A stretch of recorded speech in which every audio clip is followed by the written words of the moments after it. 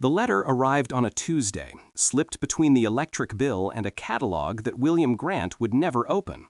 It was handwritten, which was unusual enough to make him pause before reaching for his reading glasses. The return address was from a law firm in Copper Creek, Wyoming, a town he hadn't thought about in 3 decades and had tried even harder to forget. William was 67 years old, a retired Army colonel who had served his country for 35 years before finally hanging up his uniform and retreating to a modest house in suburban Virginia. His body bore the marks of that service in ways both visible and hidden, from the slight limp in his left leg to the scars that traced silver lines across his back and chest. His face was weathered, lined by years of sun and wind, and the particular kind of exhaustion that comes from carrying responsibilities that most people could never imagine. He sat down at his kitchen table, the chair creaking under his weight, and slit open the envelope with a knife that had once belonged to his father. The letter inside was brief and formal, written in the precise language of lawyers who billed by the hour. Dear Mr. Grant, we regret to inform you that your aunt, Mabel Eliza Grant, passed away on March 15th of this year. As her sole surviving relative, you have been named the beneficiary of her estate, which includes the property known as the Running Creek Ranch, located 7 miles outside of Copper Creek, Wyoming. Please contact our office at your earliest convenience to discuss the transfer of property and any associated legal matters. Sincerely, Harold Morrison, ESQ. Morrison and Associates. William read the letter 3 times, his hands trembling slightly by the 3rd reading. Aunt Mabel was dead. The woman who had raised him from the age of 7, who had taken in a terrified orphan and given him a home when no one else wanted him, was gone, and he hadn't even known she was sick. The guilt that washed over him was familiar, an old companion that had walked beside him for most of his adult life. He had left Copper Creek 30 years ago, had walked away from the ranch and everything it represented with a vow never to return. He had kept that vow with the same discipline that had carried him through 3 wars and countless missions that would never appear in any official record. He had not called, had not written, had not acknowledged the woman who had saved his life in any way except a card at Christmas that contained no personal message, just his name scrawled at the bottom in handwriting that grew more illegible with each passing year.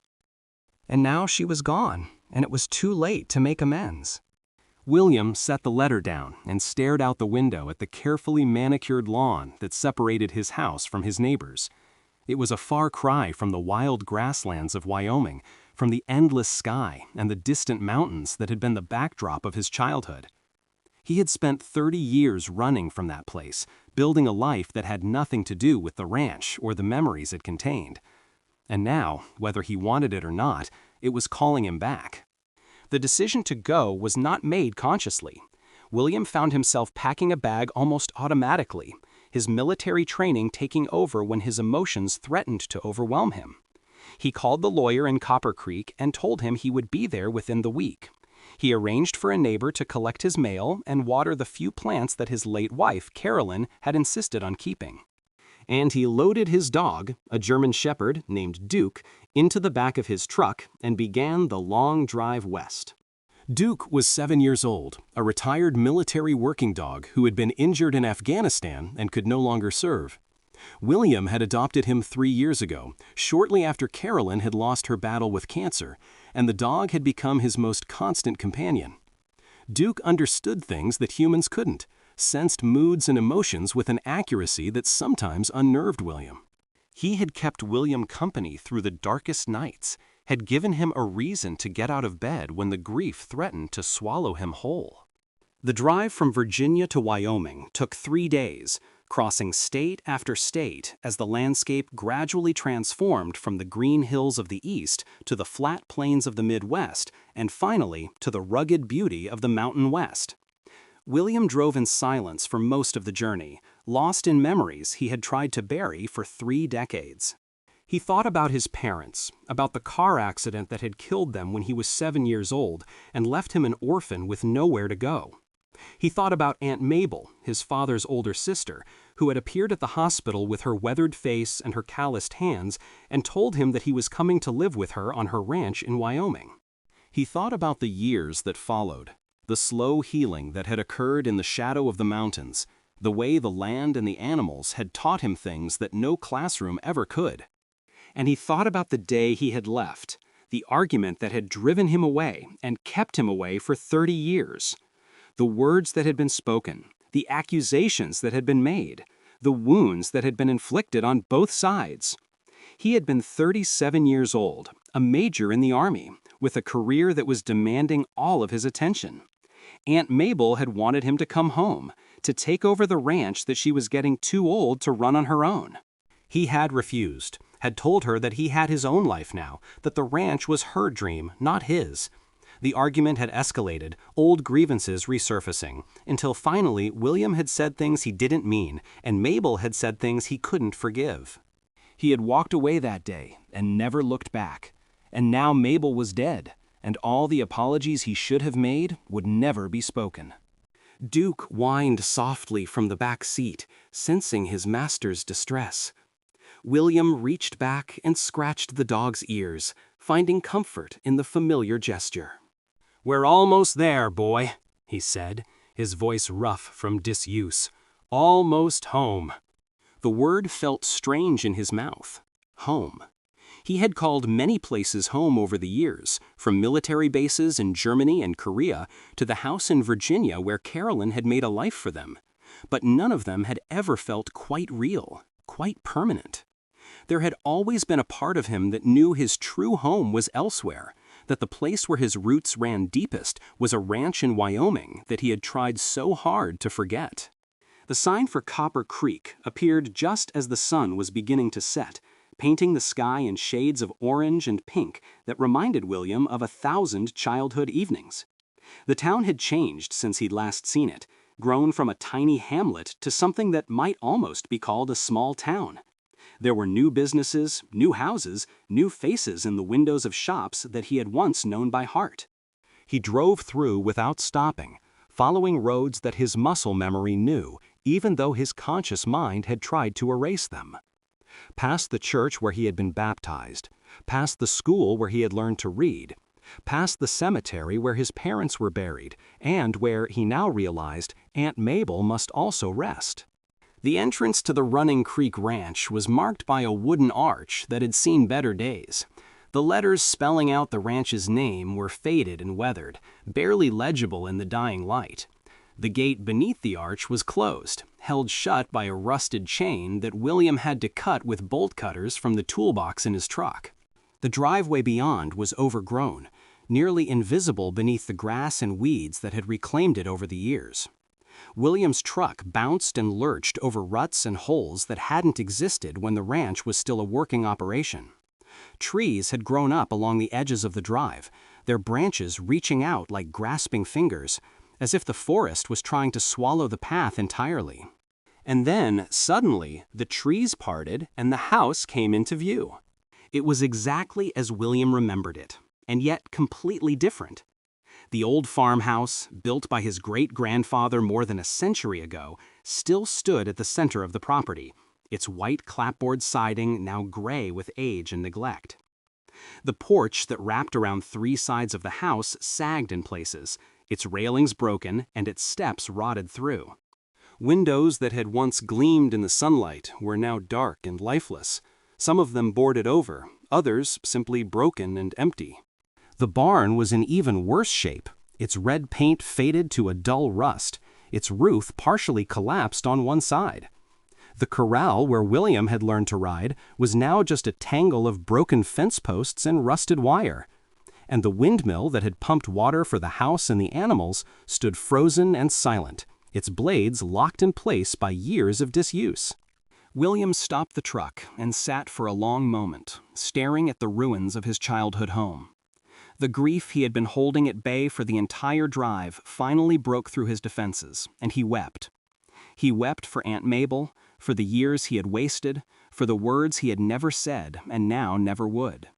He wept for the boy he had been, the orphan who had found healing in this place, and for the man he had become, who had repaid that gift with abandonment and silence. Duke pushed his head between the front seats, licking the tears from William's face with a tenderness that only a dog could offer. The gesture was so pure, so uncomplicated by the messy emotions that plagued human relationships, that William found himself laughing through his tears. "You're a good boy, Duke," he said, wrapping his arms around the dog's neck. "The best boy." They got out of the truck together, Duke immediately beginning to explore the overgrown yard with his nose close to the ground. William walked slowly toward the house, his bad leg protesting the uneven terrain, his heart heavy with memories that seemed to lurk behind every tree and rock. The front door was locked, but the key was where it had always been, tucked behind a loose board on the porch. William retrieved it with hands that trembled slightly, then inserted it into the lock and pushed the door open. The smell hit him first, a mixture of dust and mold and something else, something that smelled like time itself. The interior of the house was dark, the boarded windows blocking most of the fading daylight. William pulled out his phone and used its flashlight to illuminate the space, and what he saw made his breath catch in his throat.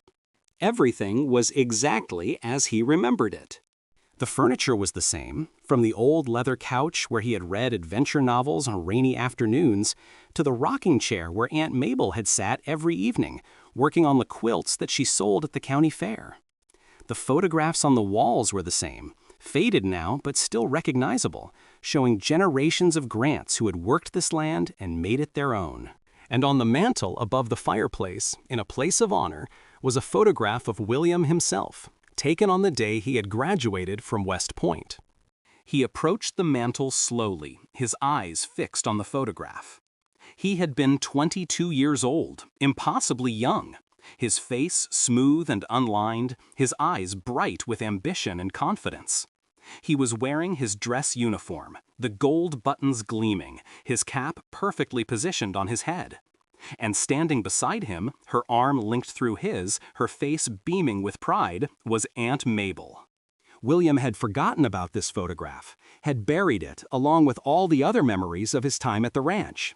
But Mabel had kept it, had displayed it in the place of highest honor in her home. Through all the years of silence, through all the unanswered Christmas cards, she had never stopped being proud of him. The realization hit him like a physical blow. He sank onto the dusty couch, the photograph clutched in his hands, and let the grief wash over him once again.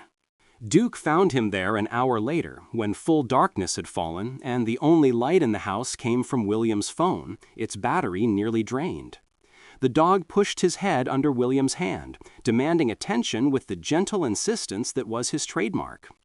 "I know, boy," William said, his voice hoarse. "We need to find somewhere to sleep." The upstairs bedrooms were in surprisingly good condition, protected from the elements by a roof that had held up better than William had expected. He chose his old room, the one he had slept in from age 7 to 18, and found that the bed was still made with the same quilt that Aunt Mabel had sewn for him decades ago. He lay down on top of the covers, too exhausted to undress, and Duke curled up beside him, his warm weight a comfort in the strange darkness of this familiar place. William fell asleep thinking about all the nights he had spent in this room, all the dreams he had dreamed, and the plans he had made. And when morning came, pale light filtering through the dirty windows, he woke with a sense of purpose that he hadn't felt in years. There was work to be done. The next few days were consumed by the practical matters of death and inheritance. William met with the lawyer, Harold Morrison, who turned out to be a surprisingly young man who had taken over the practice from his father just 2 years earlier. He signed papers and reviewed accounts and learned the extent of what Aunt Mabel had left him. The ranch itself was worth very little, its buildings deteriorated and its land neglected. But the property encompassed nearly 3,000 acres, most of it undeveloped rangeland that had appreciated significantly in value over the years. Mining companies and developers had been approaching Mabel for decades, offering to buy the land or lease the mineral rights beneath it. She had refused every offer, holding on to the property with a stubbornness that William now recognized as devotion. She had been waiting for him to come home. She had kept the ranch intact, had refused to sell, even when the money would have made her final years much more comfortable, because she had never stopped hoping that he would return.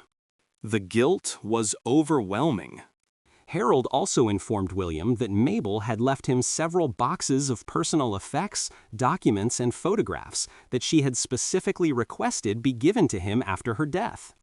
William loaded the boxes into his truck and drove them back to the ranch, where he spent the next several evenings going through them by lantern light, the electricity to the house not yet restored. Most of the contents were what he expected. Old photographs, many of them featuring William at various stages of his childhood.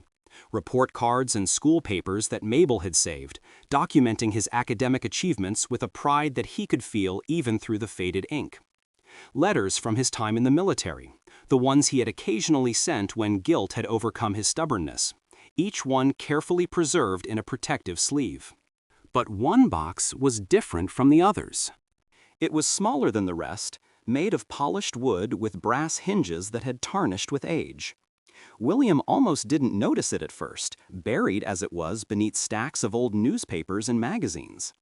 But when he lifted it out, he felt something shift inside, and his curiosity was piqued. The box was locked, and no key was immediately apparent. William searched through the other boxes, looking for something that might fit the small keyhole, but found nothing. Finally, in frustration, he used a screwdriver to pry the lid open, wincing at the damage he was doing to what was clearly an antique. Inside the box was a collection of items that made no immediate sense. A man's pocket watch, gold and engraved with initials that William didn't recognize. A bundle of letters tied with a faded ribbon, written in a handwriting he had never seen before. A photograph of a young woman with Mabel's eyes, but a face that William couldn't place. And at the very bottom of the box, a document that made William's blood run cold. It was a birth certificate, yellowed with age, but still legible, and the name on the certificate was not one that William had ever expected to see. Baby boy Grant, born June 15, 1955. Mother, Mabel Eliza Grant. Father, unknown. William stared at the document, his mind refusing to process what his eyes were telling him. Aunt Mabel had had a child, a son, born more than a decade before William himself was born. A son that no one had ever mentioned, that no family story had ever referenced, that seemed to have been erased from history as completely as if he had never existed. What had happened to him? Duke was at his side, sensing William's distress and pressing close as he always did when emotions ran high. William absently stroked the dog's head, his eyes still fixed on the birth certificate that had just upended everything he thought he knew about his family. He began reading the letters. They were love letters, he realized, written by a man named Thomas Campbell to a young Mabel Grant. The earliest ones were dated 1954, when Mabel would have been just 18 years old. They spoke of stolen moments and secret meetings, of a love that had to be hidden from the world for reasons that the letters hinted at but never fully explained. And then, in the summer of 1955, the tone of the letters changed. Thomas wrote about the baby, about the joy and terror of becoming a father when society would never accept what they had done. He wrote about plans, about a future together that seemed always just out of reach. And then, abruptly, the letters stopped. The final letter in the bundle was not from Thomas, but from someone else, someone whose handwriting was less elegant, more practical. It was dated September 1955, and it informed Mabel that Thomas Campbell had died in a car accident 3 weeks earlier. The letter expressed condolences and concluded with a cold instruction. The child must be given up for the sake of everyone involved. William sat in the darkness of the old farmhouse, the letters scattered around him, and tried to imagine what his aunt had gone through. 18 years old, pregnant and alone, her lover dead, and her family demanding that she give up the baby that was all she had left of him. The shame and the grief and the impossible choices that she must have faced. But what had happened to the child? The birth certificate proved that he had been born, but there was no record of what had come after. Had Mabel given him up for adoption as the letter demanded? Had he died in infancy, a tragedy that the family had buried along with his memory? Or was there some other explanation, something that William couldn't even imagine? He needed answers, and he had a feeling that they were somewhere on this ranch, buried along with all the other secrets that Mabel had kept for so long. The next morning, William began his search in earnest.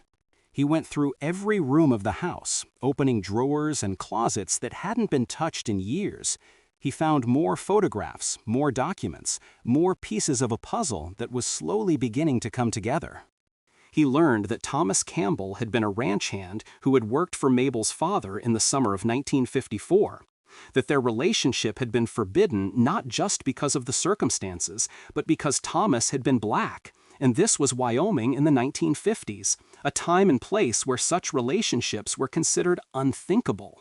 He learned that Mabel's parents had discovered the pregnancy and had given her an ultimatum: give up the baby and never speak of it again, or be disowned and cast out. And he learned that Mabel, at 18, had been too young and too afraid to defy them. But he still couldn't find any record of what had happened to the child. It was Duke who finally led him to the answer. The dog had been restless all morning, pacing through the house and whining at doors that led to places William hadn't yet explored. Finally, Duke settled at the door to the basement, scratching at the wood with an insistence that couldn't be ignored. William had been avoiding the basement. It was the one part of the house that he had never been allowed to enter as a child, the one place that Mabel had declared off-limits with a firmness that had brooked no argument. He had assumed it was because of safety concerns, the steep stairs and the lack of lighting that would have made it dangerous for a curious boy. But now, with Duke's behavior adding to his suspicions, he wondered if there had been another reason. The door was locked, but the key was on the ring that the lawyer had given him, along with all the other keys to the property. William's hands were steady as he unlocked the door, but his heart was pounding with a mixture of anticipation and dread. The stairs were as steep and narrow as he remembered, descending into a darkness that his phone's flashlight could barely penetrate. Duke went first, his claws clicking on the wooden steps, his nose working overtime. William followed more slowly, his bad leg making the descent more challenging than it should have been. The basement was larger than he expected, extending well beyond the footprint of the house above. It was dry and cool, the stone walls keeping out the moisture that would have destroyed whatever was stored here. And there was clearly something stored here, shapes in the darkness that William's light was only beginning to reveal. Duke barked once, sharp and urgent, and then bounded toward one corner of the basement. William followed, his light sweeping across the space, revealing shelves of preserved food and old equipment and boxes of supplies that must have been stored here decades ago. But it was what was in the corner that made William stop in his tracks. There was a room here, partitioned off from the rest of the basement by walls that looked newer than the original construction. It had a door, currently closed, with a heavy padlock that looked far too modern for this old house. Duke was scratching at the door, whining with an intensity that William had rarely seen from him. William's hands trembled as he searched the keyring for something that might fit the padlock. He found it on his third try, a small brass key that slid into the lock and turned with a click that seemed impossibly loud in the silence of the basement. The door swung open, and William stepped inside. The room was small, perhaps 10 feet by 12, with a concrete floor and walls that had been painted white at some point in the distant past. There was furniture here, a bed and a dresser and a small desk, all of it covered with a thick layer of dust. And on every wall, covering nearly every available surface, were photographs. William moved closer, his light playing over the images, and slowly began to understand what he was seeing. The photographs were of a child, a boy, growing from infancy through childhood in a progression that made it clear these images had been taken over years, perhaps decades. The early photographs were formal, the kind taken by professional photographers, showing a baby and then a toddler in stiff poses. But the later ones were more candid, snapshots of a young boy playing and laughing and living a life that seemed full of joy. And the boy, William realized with a shock that made him grab the wall for support, looked exactly like him.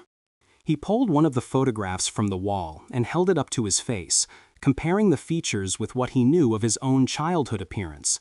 The resemblance was unmistakable.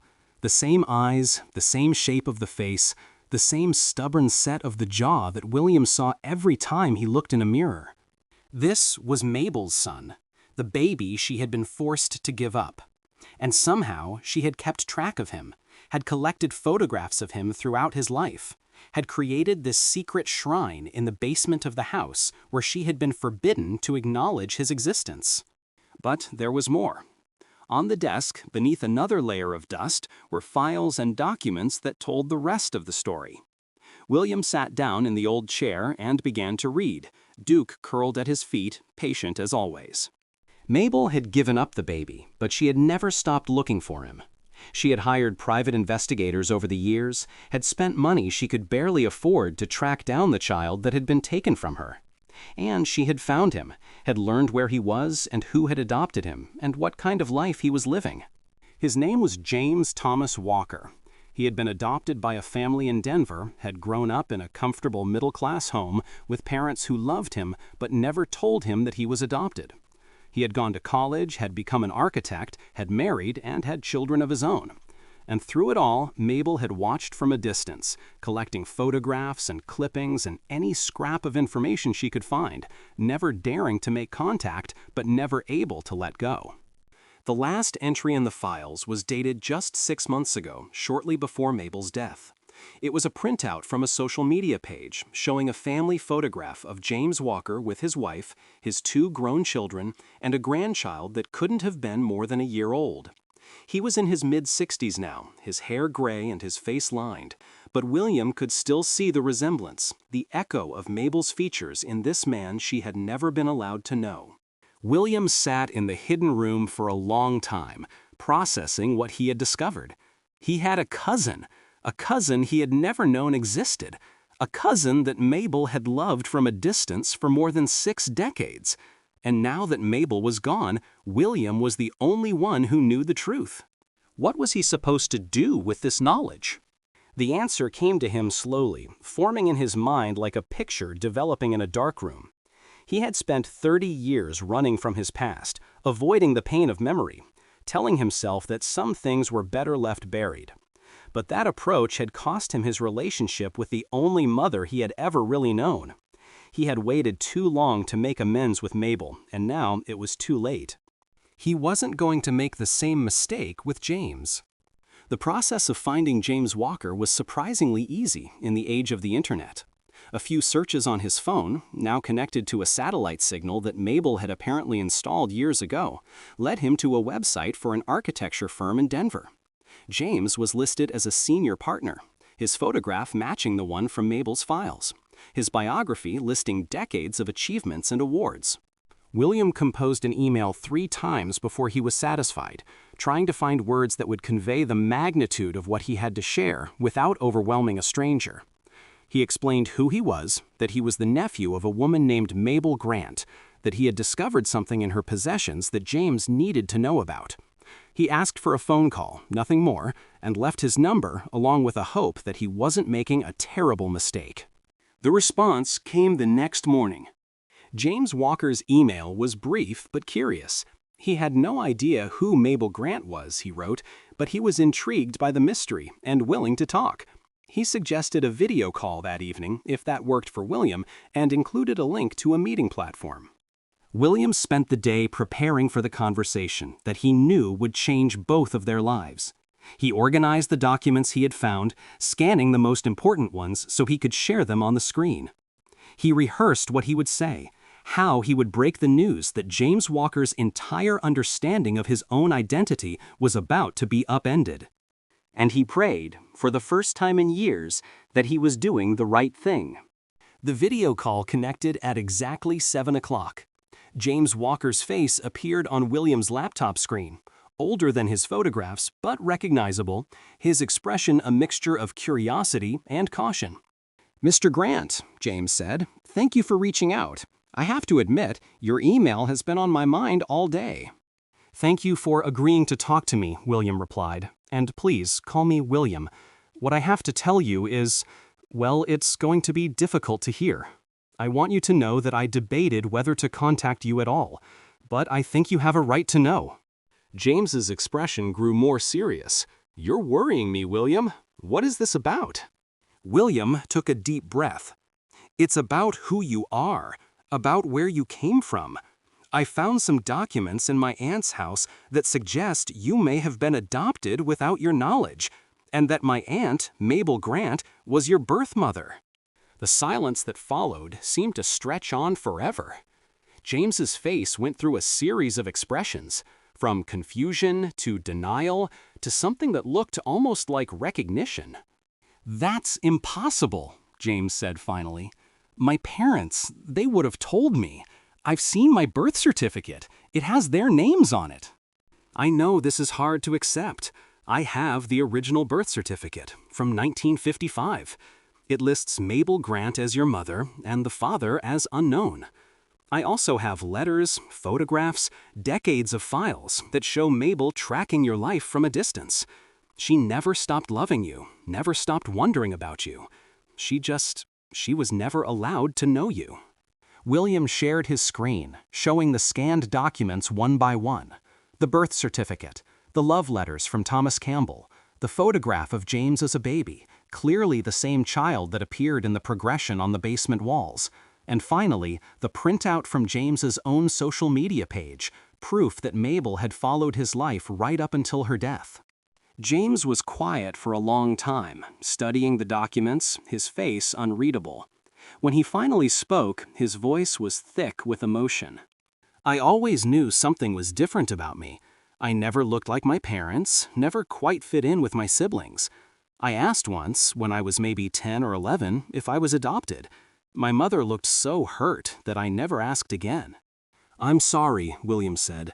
"I'm sorry for the deception you've lived with, and I'm sorry I'm the one dropping this on you. If you want, I can send you everything I found. The files, the photographs, all of it. You deserve to know who your mother was." "My mother," James repeated, as if testing the word. "Mabel Grant. What was she like?" William thought about how to answer that question. How to sum up a woman who had shaped his entire life, who had saved him from the abyss of orphaned grief, and given him a foundation strong enough to build a career and a family on. "She was the strongest person I ever knew," he said finally. "She raised me after my parents died, and she did it with a love that I didn't appreciate until it was too late. She kept this ranch going for 60 years, through droughts and recessions and every kind of hardship you can imagine. And she kept your secret for just as long, watching you from a distance, loving you without ever being able to tell you." James wiped his eyes, not bothering to hide the tears. "Why didn't she ever reach out? If she knew where I was, knew how to find me, why did she stay away?" "I think she was afraid. Afraid of disrupting your life, of hurting the parents who raised you, of being rejected by a son who had never known she existed. And maybe," William paused, choosing his words carefully, "maybe she felt like she didn't deserve to know you. She gave you up, even though it broke her heart to do it. I think part of her believed that was an unforgivable thing." "It wasn't her fault. From what you've described, she was a teenager with no support and no options. How could anyone blame her for that?" "She blamed herself. She carried that guilt her entire life." William thought about his own guilt, the 30 years of silence that he would never be able to take back. Sometimes we punish ourselves for things that weren't really our fault, and sometimes we wait too long to make things right. They talked for 3 hours that night, sharing stories and memories, and slowly building a connection that neither of them had expected. William told James about growing up on the ranch, about Mabel's quirks and habits, and the 1,000 small ways she had shown her love. James told William about his own life, his career and his family, and the vague sense of displacement that had followed him since childhood. By the time they ended the call, something had shifted in both of them. They had found each other, these two men connected by a woman they had both loved in different ways, and they had found a purpose, a reason to honor Mabel's memory by building the relationship she had never been allowed to have. James came to Wyoming 2 weeks later, driving up from Denver with his wife Susan and enough luggage to suggest an extended stay. William met them at the entrance to the ranch, Duke at his side, nervous in a way he hadn't felt since his days as a young officer facing his first combat mission. But the nervousness faded the moment James stepped out of his car. They looked at each other, these two men who shared blood they were only now acknowledging, and something clicked into place. It wasn't like meeting a stranger. It was like recognizing someone you had known all along, someone who had been missing from your life without you ever realizing it. "Cousin," James said, extending his hand. "Cousin," William replied, taking it. Susan watched the exchange with tears in her eyes. She had been skeptical at first, she admitted later, worried that William was a con artist targeting her husband for some kind of scheme. But seeing them together, seeing the resemblance that was obvious now that she knew to look for it, she understood that this was real. They spent the next several days exploring the ranch together, William sharing his memories while James tried to imagine the mother he had never known. They visited the basement room with its wall of photographs, James standing in silence for nearly an hour as he studied the progression of his own life through Mabel's eyes. They read through the files together, piecing together the story of a love that had been forbidden and a sacrifice that had cost everyone involved more than they could have imagined. And they talked about what to do with the ranch. William had been planning to sell it, to unload the property that held too many painful memories and move on with whatever remained of his life. But now, standing in the fields where 3 generations of Grants had worked and lived and loved, he found himself reconsidering. "What if we restored it?" James suggested one evening as they sat on the porch watching the sunset over the mountains. Not as a working ranch necessarily, but as a retreat, a place where people could come to heal, to reconnect with the land and with themselves. William considered the idea. He thought about the veterans he had served with, the ones who had come home broken in ways that medicine couldn't fix. He thought about his own healing, the way the land and the animals had helped him process traumas that he had never been able to speak about. And he thought about Mabel, about the legacy she had tried to preserve through decades of struggle and sacrifice. "A veterans' retreat," he said slowly. "A place where people like me could come to find peace." James nodded. "And a memorial to my mother, a way of honoring the love she gave, even when she wasn't allowed to give it openly." The idea took root that evening and grew over the following weeks. William and James began making plans, consulting with architects and therapists and veterans organizations. They formed a nonprofit, naming it the Mabel Grant Foundation, in honor of the woman whose secret had brought them together. And they began the long process of renovating the ranch, transforming it from a neglected relic into a place of hope and healing. Duke was there through all of it, the constant companion who had led William to the hidden room and the secret it contained. The old dog seemed to understand that something important was happening, that the property was being transformed in ways that would matter to more than just the people currently living there. He followed William everywhere, from meetings with contractors, to walks through the fields, to quiet evenings on the porch where memories were shared and bonds were strengthened. The Mabel Grant Veterans Retreat opened its doors 18 months later, on a bright spring morning when the mountains were still capped with snow and the fields were just beginning to turn green. The first guests were a group of veterans from the Iraq and Afghanistan wars, men and women who had seen things that had left marks on their souls, who were looking for a place to begin the long journey toward healing. William greeted them personally, standing at the entrance to the renovated farmhouse with Duke at his side. He saw himself in their eyes, the haunted look of soldiers who had given everything and weren't sure what was left. And he made a silent promise to each of them that this place would be different, that here they would find the peace that had eluded them in the civilian world. James was there too, along with his wife and children, and the grandchild who was now 3 years old and running through the fields with the boundless energy of early childhood. He had become a regular presence at the ranch, driving up from Denver nearly every weekend to help with the programs and to continue building the relationship with his cousin that had started with a shocking discovery. The retreat was everything they had hoped it would be. Veterans came from across the country, spending weeks or months at the ranch, working with the land and the animals, participating in therapy programs designed specifically for their needs. Many of them arrived broken and left whole, or at least more whole than they had been. The success rate was remarkable, high enough to attract attention from the VA and from private foundations that wanted to support and replicate the model. But for William, the greatest success was something more personal. He had spent 30 years running from this place, convinced that the memories it held were too painful to face.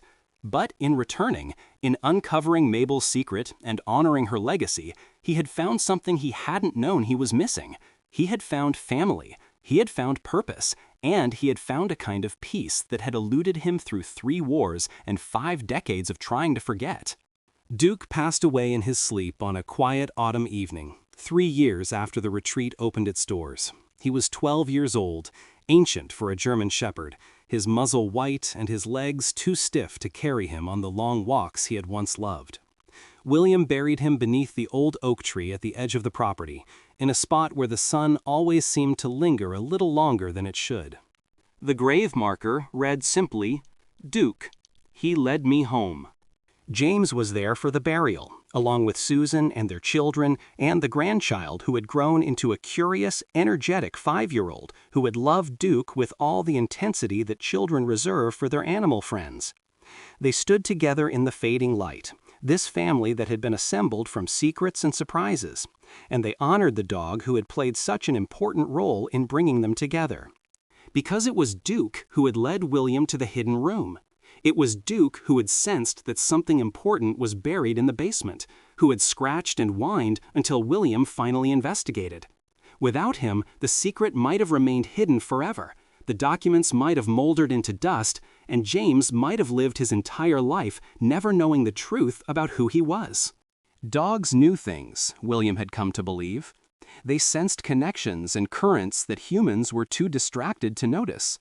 They led their people to the places they needed to be, even when those people didn't know they needed to be there. Duke had done that for William. He had led a broken veteran back to a place he had sworn never to return. And in doing so, he had helped William find the healing and the family and the purpose that had been waiting for him all along. William lived at the ranch for another 7 years, overseeing the retreat's expansion and mentoring the next generation of staff who would carry on the mission after he was gone. He watched James's grandchildren grow up, spending summers at the ranch learning to ride and care for animals and understand the land that was their heritage. He saw the retreat touch thousands of lives, veterans and their families who found in this place the beginning of a journey back to wholeness. And when his own time came, on a quiet morning in his 81st year, he went peacefully, surrounded by the family that a dog's discovery had helped him find. They buried him next to Duke, beneath the oak tree that had witnessed so much of the Grant family's history. The marker they placed there bore the words that William himself had chosen, words that captured the journey he had taken and the truth he had discovered. "I left home running. I came back to find it had been waiting for me all along." The Mabel Grant Veterans Retreat continues to operate to this day, a living memorial to the woman whose secret shaped so many lives, and to the veteran and dog who uncovered it. The hidden room in the basement has been preserved as a museum of sorts, telling the story of Mabel's forbidden love and lifelong devotion. And the photograph wall that she created, that secret shrine to the son she was never allowed to know, has been expanded to include images of James and his family, the descendants that Mabel never imagined she would have. Visitors to the retreat often pause at the graves beneath the oak tree, reading the markers and reflecting on the stories they tell. Some leave flowers or small tokens of remembrance. Others simply stand in silence, honoring the memory of a veteran who found his way home and the dog who led him there. And sometimes, on quiet evenings when the sun is setting over the mountains and the air is still, they say you can hear something in the wind. Not words exactly, but something like a whisper of gratitude, a sigh of peace from souls that have finally found rest. The secret that stunned William Grant all those years ago has become a gift that keeps on giving, touching lives in ways that no one could have predicted. It is a reminder that the past is never truly buried, that the truth has a way of finding its way to the surface, and that sometimes the most important discoveries are the ones we never expected to make. And at the heart of it all, guiding the story from beginning to end, was a loyal dog who somehow knew that his human needed to return to the abandoned ranch, needed to face the memories he had been running from, needed to open the door that had been locked for so long. Duke led William home, and in doing so, he gave him the greatest gift of all, the chance to heal, to connect, and to finally understand that the family we create is just as important as the family we're born into. That is the legacy of the secret that a dog uncovered on an abandoned ranch in Wyoming. It is a legacy of love and forgiveness, of discovery and renewal, of bonds that transcend time and silence and all the years of separation that came before. It is, in the end, a story of coming home.